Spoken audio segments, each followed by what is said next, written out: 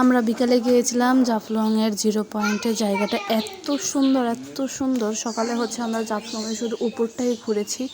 তো ওই টাইমে প্রচুর রোদ ছিল, নিচে আর যেতে পারিনি। পরে আমরা বিকালের দিকে জাফলং জিরো পয়েন্টে এখানে গিয়েছিলাম। আমি বাবাই, ওকে নিয়ে কোনো ভিডিওই করা যায় না।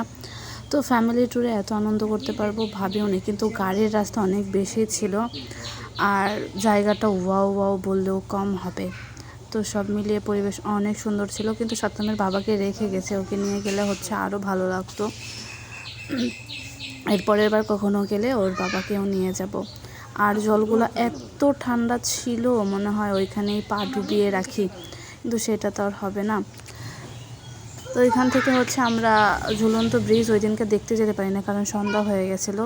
দেন এই জলের মধ্যে আমরা একটু ঘোরাঘুরি করে পাথরের এদিক দিয়ে, আর এত সুন্দর সুন্দর পাথর, মনে হয় কি সব পাথরগুলো কুড়িয়ে নিয়ে আসি, সেটা তো হওয়ার না, কারণ যেই কয়টা পারছি ওই কয়টাই পাথর নিয়ে আসছি। এই যে সত্যমর দিদার সাথে কিছু কিছু ছবি তুলেছে, আমি আমার মার সাথে। ছবি অনেক কম তোলা হয়েছে, কারণ সবাই যে যার যার মতো ব্যস্ত ছিল। আমরাও ছবি তোলা, ভিডিও করার। এই যে পাথরগুলো এত সুন্দর লাগে দেখতে, জলের দিনে গেলে আরও মনে হয় বেশি সুন্দর লাগতো। এখন তো শুকনোর সিজন।